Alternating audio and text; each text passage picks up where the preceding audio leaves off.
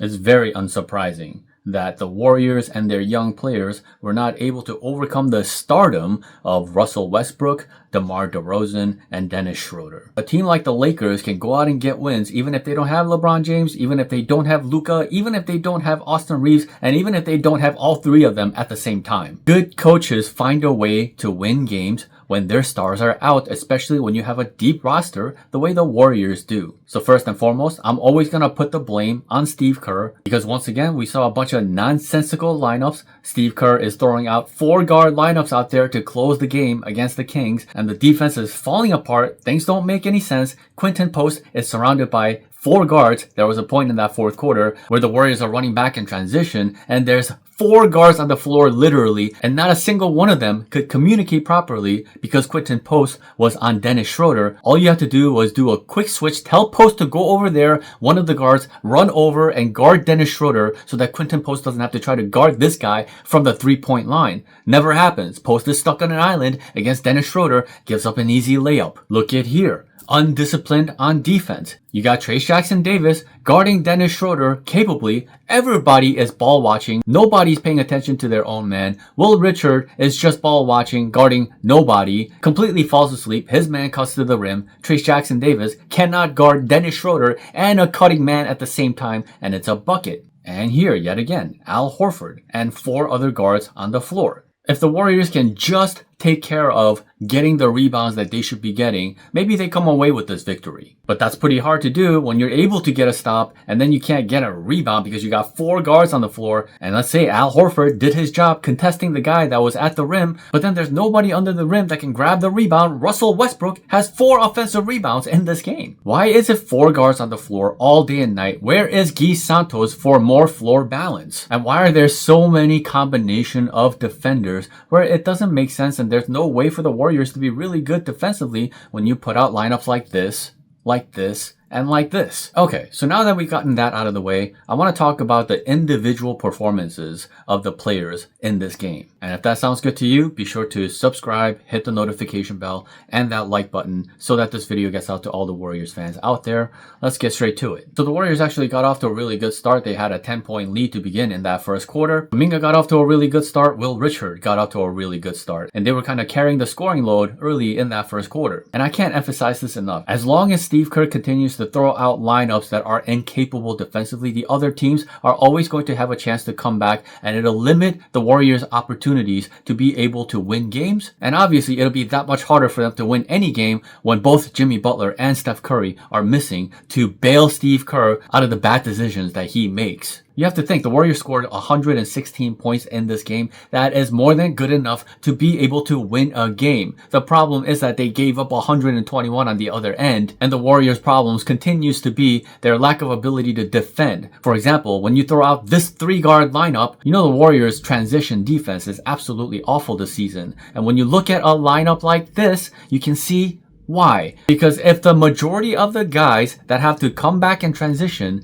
are a bunch of guards, and you're playing a bunch of 1-on-1, 2-on-1, 3-on-1, 2-on-3, all these different things, you need powerful defenders to come back so that your defense can recover. But if you have a bunch of guards that can't do anything, if a bigger guy is coming down at you in transition, what are these little guys going to do? Look at this photo right here. You got Pat Spencer and Buddy Hield back in transition. What do you think is going to happen there with DeMar DeRozan coming at you? Absolutely nothing, probably an and one. So it's an absolute shame that the Warriors could not win this game. The other team was also missing Zach LaVine and Sabonis. And that is a team that came into this game with a 2-5 record. That is a game the Warriors must win, but of course they could not. I feel that a lot of players stepped up in this game, and again, they were good enough to win this game. But the coach just simply isn't good enough. I think Steve Kerr would be lucky to win 20 games in a season where he does not have Steph Curry. Yeah, so I don't want to put too much blame on the players for this game. At the same time, there are things that are worth addressing. That third quarter was absolutely atrocious. The Warriors got into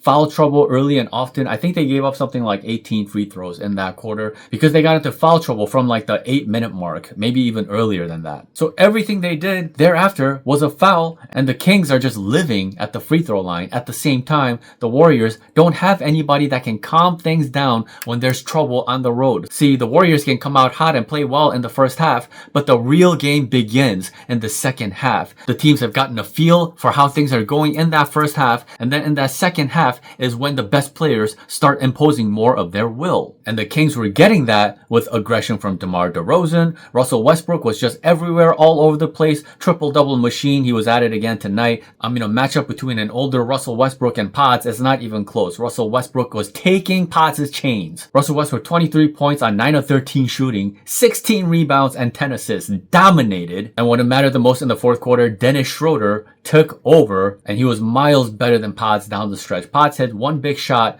late in that fourth quarter, a big 3-point shot. And the 9 rebounds and the 9 assists would suggest to you that he had a really good game. I thought his floor game in the second half was an absolute mess. Pods is not a natural point guard. The precision in his passing is really off, so it's very difficult for him to be able to create shots for his teammates when the going gets tough the way it was in the second half. It was actually Moses Moody who did a lot of the heavy lifting late in that third quarter and the fourth quarter. He was just hitting timely buckets. He was playing on both ends of the floor. He was tough out there, did everything he could. Oftentimes he was at the power forward spot. And man, once again, what a two-way performance. The guy was 6 of 11 from the three-point line, 9 of 15 from the field, 28 points, including 18 in the second half. 4 blocks. Are you kidding? 4 blocks? To go along with 2 steals as well. The only downside of Moody is that he just cannot be the guy who puts the ball on the floor and creates shots for his teammates. He's just not a good passer, never has been. It's just something that is missing in his genes. I don't think that is something that is ever going to improve. But ultimately, I'm okay with that because we're not trying to see Moses Moody be the star of this team, be the main option, and try to do everything for this team. What we're trying to see from Moses Moody is consistency as a 3-and-D guy, and he is really showing that this season, and he really showed it in this game. And Will Richard in his first start was really amazing. 30 points, 5 of 8 from the 3-point line. Super efficient, hit some big time shots in that fourth quarter as well. And he's shown a lot of ability as a super confident player. He's very sure of himself. He knows exactly what he wants to do out there. There are no hesitations. He has a quick trigger and he has a pretty good shot on him. Defensively, I definitely feel like there are some limitations there. He is a very lightweight player in his rookie year, much like Quinten Post was last season. I think by next season, Will Richard could be special with some added muscle, added strength, but that smallness will play a factor if he's to enter the equation for the Warriors as a key rotational player at some point. And you have to watch that off-ball defense. You cannot fall asleep like this. And this was a very unfortunate time because the Warriors had some momentum here. They were getting some stops. They were scoring on the other end. They brought this game to a 5-point deficit. And then Will Richard again falls asleep and allows this play to happen. Trayce Jackson-Davis cannot guard 2 players at the same time. And man, because Pods had some issues in this game, Pat Spencer had to enter the equation, and he's in these 3-guard lineups, and the Warriors are absolutely terrible. They're not getting anything good. Pat Spencer doesn't really have much going. He attacked a lot of times, just forcing his way and taking a bunch of bad shots, and he was absolutely awful in the times that he was out there. In these 3-guard lineups, he was a minus 19. Buddy Hield is absolutely non-impactful defensively, and he shouldn't be a part of these 3-guard lineups, and you can see once again, he was a minus 12 in this game. And when the going gets tough, his body language is absolutely awful. Al Horford, I'm a little concerned. 0 for 8 from the field tonight. He could not hit the side of a barn. If he shot a little bit better, maybe the Warriors actually win this game. 0 for 8 from the field, 0 for 7 from the 3-point line. The guy can't hit the side of a barn, and it's been like that for a majority of the season so far. He really needs to start picking up the level of efficiency in the shots that he takes because he's getting good looks. He's just missing them. Yeah, to play 27 minutes and score no points is super disappointing. Potts needs to humble himself. Stop talking, man. Don't talk about how you could have been Ohtani and been a great hitter and a pitcher at the same time. I see the way you pass the ball. There's no way you would have been an elite pitcher. And please, spare me the talk about how you are the future of this franchise. You can't wait to take the keys from Steph Curry and your goal is to be a better player than Steph Curry. Welcome to reality. Be humbled. Zip it. Stop trying to steal everybody else's rebounds for your stats and just keep trying to improve upon the things that you're not very good at. You still can't throw a lob to save your life. It is your job and responsibility as the point guard of this team to get things under control when things are getting chaotic. I think the Warriors had like 8 turnovers in that third quarter, and that was like more than all the turnovers they had combined in the first half of the game. Quinten Post only played 16 minutes in this game, and I do believe that Steve Kerr has a tendency to yank Post if he's missing his open threes. Like, did Post play in the second quarter of this game? I don't think he did, and there's no good reason why you don't bring a starter back into the game in the second quarter. And given how good of a shooter Quinten Post can be, I don't think Steve Kerr runs enough plays for this guy. If you want to get him going, involve him in more pick and pops so that he can get some really good looks and gain some confidence out of plays that is actually purposely designed for him. At the end of the day, I'm not so concerned about how these guys do when Steph Curry and Jimmy Butler are not in rotation. I care about how these guys coexist with the stars of this team, because that's really all that matters for this team. Forget timeline, forget the future without Steph Curry. None of that matters with the players on this team because they're not showing they're a first option or even a second option. Did we see first option or second option capability from Pods in this game tonight? No. Did we see first option or second option ability from Jonathan Kuminga in this game?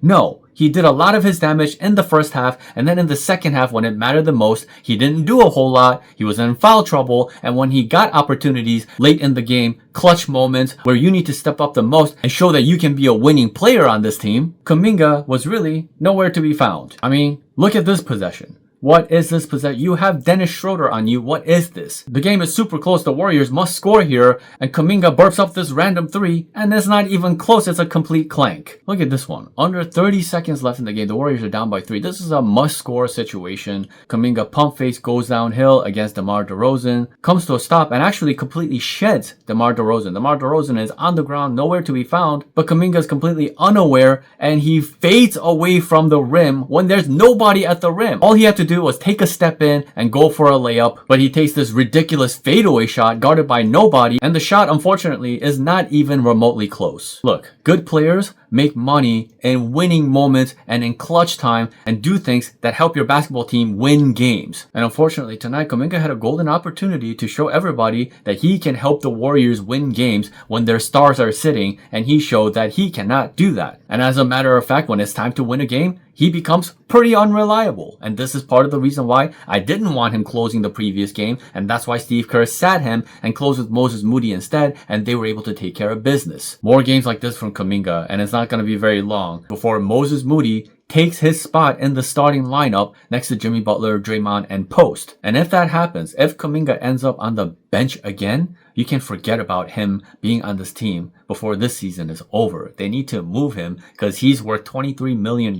this season, and you don't want a $23 million player and a one-way player to be on your bench. That is an absolutely awful use of $23 million. There's no $23 million player that is a one-way player coming off of a championship contending team's bench. And the situation unfortunately really concerns me because the one player that I would have wanted for the Warriors to go after is Andrew Wiggins. But Andrew Wiggins is thriving with the Heat this season. The Heat are making noise and they look like a relevant team. And as long as they stay a relevant team, they're probably not going to trade Wiggins for Kuminga. Especially when they have a guy like Kel'el Ware in the first place, a really super talented guy, but can't keep his starting job because he lacks motor. He has all the talent in the world, but he lacks motor. If you lack motor, you're not a winning player. I'm not sure the Heat want 2 guys like that on their team. But getting back to Moses Moody a little bit here, again, the fact that he shot 6 of 11 from the 3-point line is absolutely incredible. He came into this game shooting 50% from the 3-point line on the season, and he shot 6 of 11 in this game. Obviously, at some point, he's probably going to have some kind of cold spell, but Moody definitely looks like a 40+%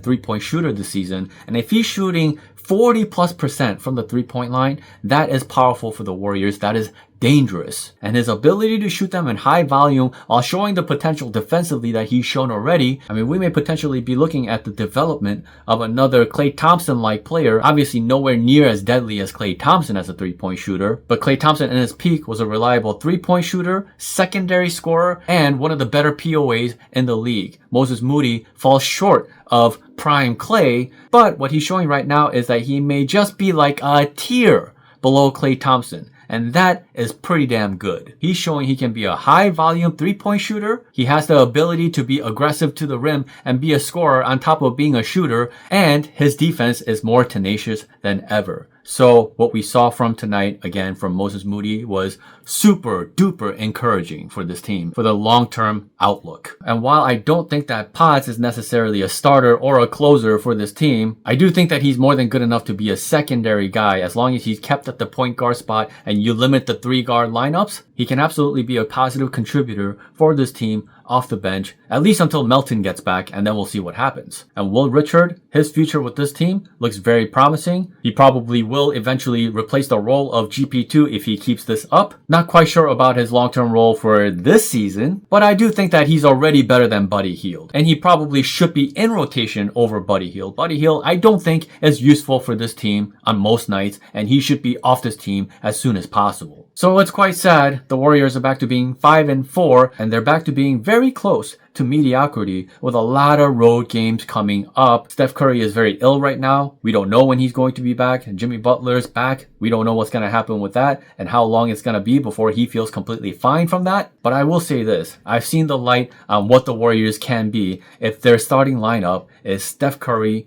Moses Moody, Jimmy Butler, Draymond, and Post, and I think they can dominate the league with that lineup. And as soon as Steve Kerr stops playing Buddy Hield, maybe that happens once Melton comes back, and the Warriors have a strong rotation of players coming off their bench, and Steve has to be more selective and go with a 10-man rotation at most, stop with the 11-man rotation, 12-man rotation garbage. It's all up to Steve Kerr to figure all this out and optimizing all the pieces that he has, and he has a lot right now. Anyway, the Warriors next play on Friday night against the Nuggets on the road. There's a lot up in the air right now, and by the time I see you guys next time, they may very well be sitting at 500. Let's pray that that doesn't happen. Let's pray that Steph Curry has a quick recovery, that Jimmy Butler has a quick recovery, Steve Kerr is able to figure out what his starting lineup needs to be, and that things can come together for this team soon enough. That's all I got for tonight. Thank you so much for watching. Steph Curry is the GOAT.